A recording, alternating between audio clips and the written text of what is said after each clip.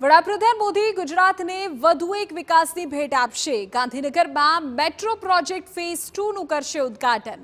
16મી સપ્ટેમ્બરે અમદાવાદ ગાંધીનગરને મળશે વધુ એક મેટ્રો ટ્રેન। આ મેટ્રો ટ્રેન પ્રોજેક્ટ ગિફ્ટ સિટીને કરશે કનેક્ટ। મેટ્રો ટ્રેન સીસીટીવી ઇમરજન્સીની તમામ આધુનિક ટેકનોલોજીથી સજ્જ છે।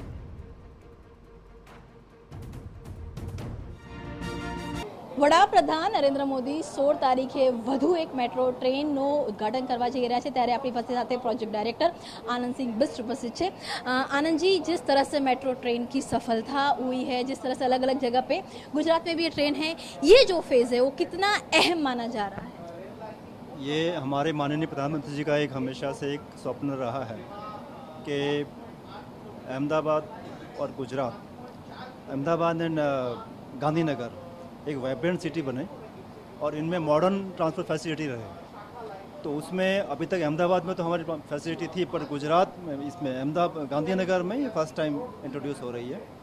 लोगों में काफ़ी हर्षोल्लास है और जो दोनों ट्विन सिटीज़ थे उनके बीच में अब आप देखेंगे पूरा जो अहमदाबाद है उसमें चाहे ईस्ट वेस्ट हो चाहे नॉर्थ साउथ हो, पूरा कनेक्ट हो चुका है। खास करके अगर हम बात करें तो गिफ्ट सिटी से कनेक्टिविटी हो रही है। गिफ्ट सिटी जिस तरह से अपने आप में एक प्रोजेक्ट, जहां एक के बाद एक प्रोजेक्ट आ रहे हैं, गिफ्ट सिटी जिस तरह से बिजनेस हब बन रहा है, तो ये जब मेट्रो ट्रेन स्टार्ट होगी उससे इंडस्ट्री को लेके या कॉमन पीपल को लेके, कनेक्टिविटी को लेके क्या बेनिफिट होने वाले हैं?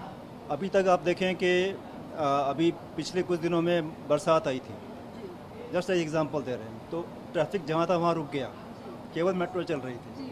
तो ये एक बेनिफिट है जिसमें अगर कभी भी यातायात में कभी कंजेशन होता है, कंजेशन तो वैसे ही अहमदाबाद में ऑलरेडी है, तो उसमें मेट्रो को जो कि अहमदाबाद से गांधीनगर डेली आते हैं, गिफ्ट सिटी डेली आते हैं, दोनों के लिए ये एक बहुत सुविधाजनक जर्नी रहेगी। इंक्लूडिंग सस्ता भी है और एयर कंडीशन जर्नी है। टिकाऊ कितना है?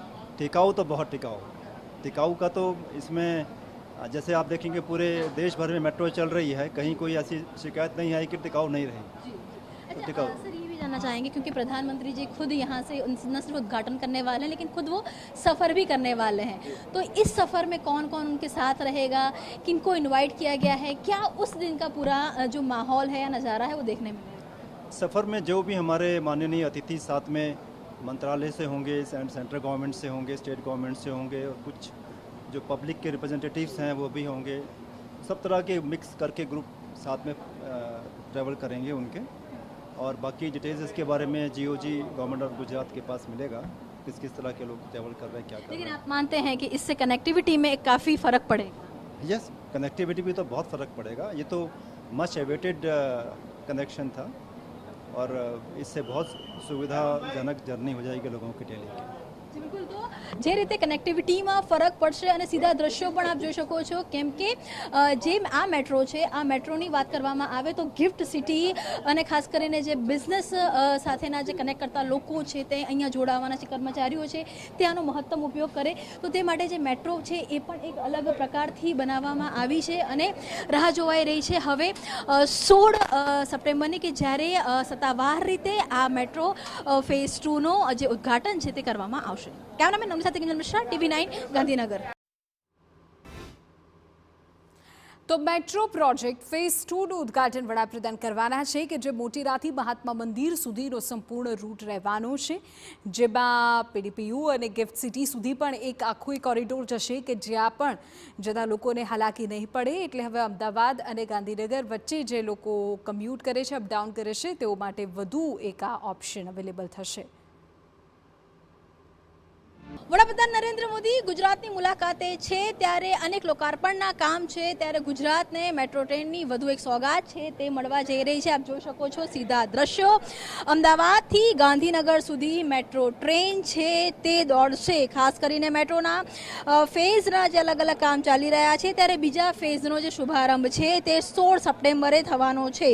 આ મેટ્રો ટ્રેનની જો વાત કરવામાં આવે રૂટની તો નરેન્દ્ર મોદી સ્ટેડિયમથી ગાંધીનગર સેક્ટર 1 સુધીનું કનેક્ટિવિટી છે તે આ ટ્રેનમાં જોવા મળશે. મેટ્રો ફેઝ 2 ની એક જે કોરિડોર છે તે ગિફ્ટ સિટી સુધી ગાંધીનગર અને અમદાવાદને કનેક્ટ કરશે. આ સીધા જે આ દ્રશ્યો છે તે આપ મેટ્રો ટ્રેનના જોઈ શકો છો. ખાસ કરીને એપીએમસી વાસણાથી વાત કરવામાં આવે તો સેક્ટર 1 સુધીની જે યાત્રા છે તેનું જે ભાડું છે તે કહી શકાય કે 33 કિલોમીટરનું અંતર છે તે 65 મિનિટમાં કાપશે અને એનું ભાડું છે તે 35 રૂપિયા રાખવામાં આવ્યું છે. નાગરિકો માટે મેટ્રોની મુસાફરી સુગમ બની રહે તે માટેનો પ્રયાસ છે તે કરવામાં આવ્યો છે. મેટ્રો ટ્રેનની સફળતા બાદ આપ જે કનેક્ટિવિટી છે તે સતત વધારવામાં આવી રહી છે.